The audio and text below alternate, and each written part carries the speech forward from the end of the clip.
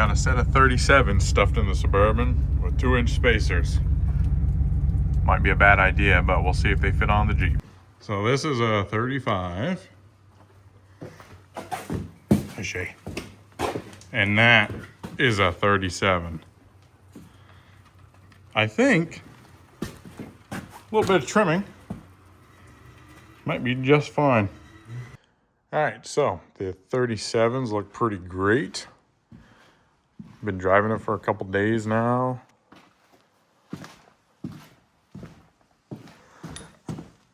Does a little bit there at like full lock, but actually the 35s did worse without the spacers on it.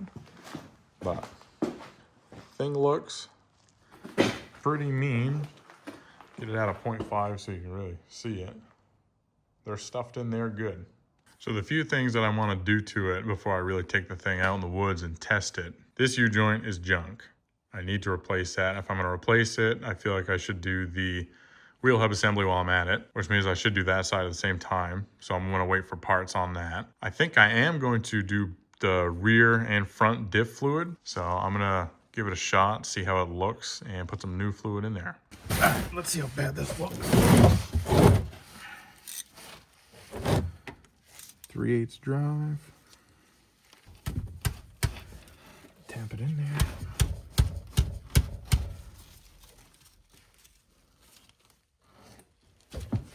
Oh, not too bad.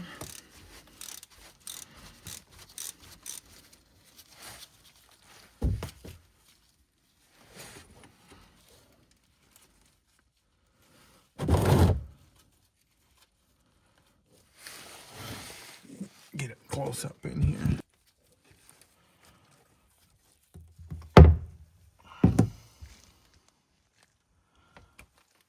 Not too terrible. A little bit. That don't look that bad, actually.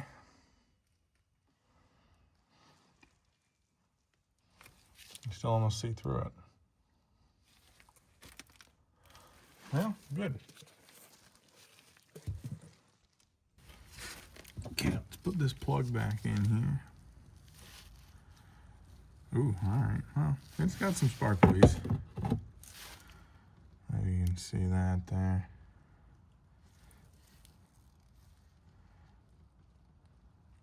Oh, nice. Yeah, that's good. You'll get that on these big jobs. Plenty of bearing left. I think it'll be fine.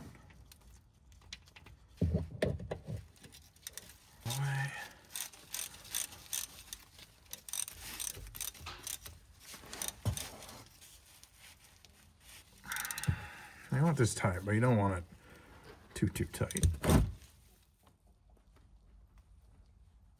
That's good. Now I did what you're not supposed to do, and I drained it before I took the fill plug out. Hopefully it ain't seized. I've had this out before though, so it shouldn't be too bad. Good.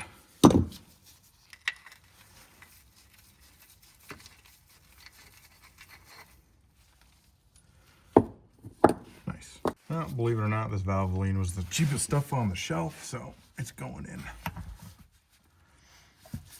I'm doing 85/140. Probably way too heavy, but these are gears with some higher mileage on them. I'm sure they would like some thicker fluid in there. Take up the gaps. Plus I'm running these bigger tires, so might like a little more cushion. Ooh, nice. Been there before. Oh yeah. It's after too many bushes. Alright, there's one quart. I believe it takes 2. Second quart going in. Basically, you just want to fill this up till it comes out, or till you dip your pinky in there and it's right at the top. How much we got in there?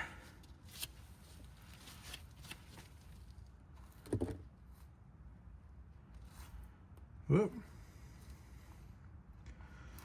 Looks like we're pretty much right at the top. I can give it just a little bit more.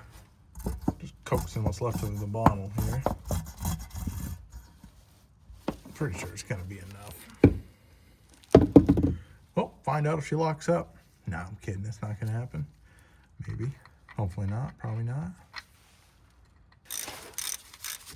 Run this back in, pretty much as tight as the drain plug was. Doesn't even have to be as tight as the drain plug. There. Move on to the front. So we're at the front axle here. This is a Dana 30. The internet has enlightened me. This does not have a drain plug, and I don't have a new gasket. I'm not taking this cover off right now. So I'm just gonna check the fluid level, make sure it has enough fluid in it. Same deal, 3/8. There we go.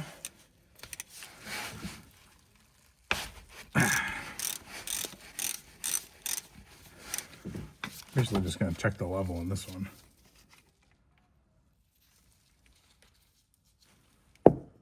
Okay. Clean the old pinky off. Oh, look at that.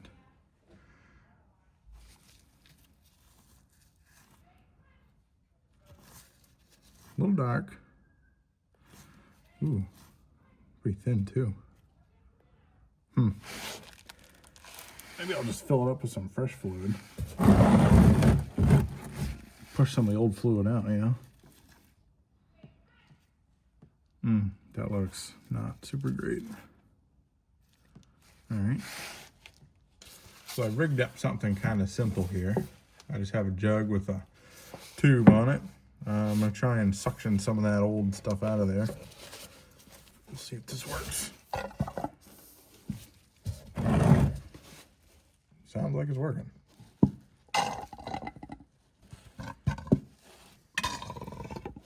All right, well, I've got a quart out of there so far. We'll see how this looks here. Oh no, that's not super great. It's all right. Glad I'm doing this. There are definitely some sparklies in there. I should get a cover and actually drain it properly at some point, but this will do for now. Better than it was. I'm just gonna put a fluid or a quart of this fresh fluid in there. And I think I'm gonna wind up using the same kind of technique to pump it in there. Jam this hose on it and squeeze it through here. Hopefully it doesn't blow the hose off and cover the ground in hydraulic fluid. Oh no, it's going. Of course you can't see what's happening. Hold on. There we go. So I can get over this bar there. Oh, this stuff takes a while. It's the only problem with the hose. I need to make sure I'm not just sucking it back up. I should be getting down to the last little bit here. I'm just trying to take it easy on it. Don't want to blow this hose off. It's going. Probably gonna wind up overfilling it, but it is what it is. Let's see, is that overfilling yet? Not quite.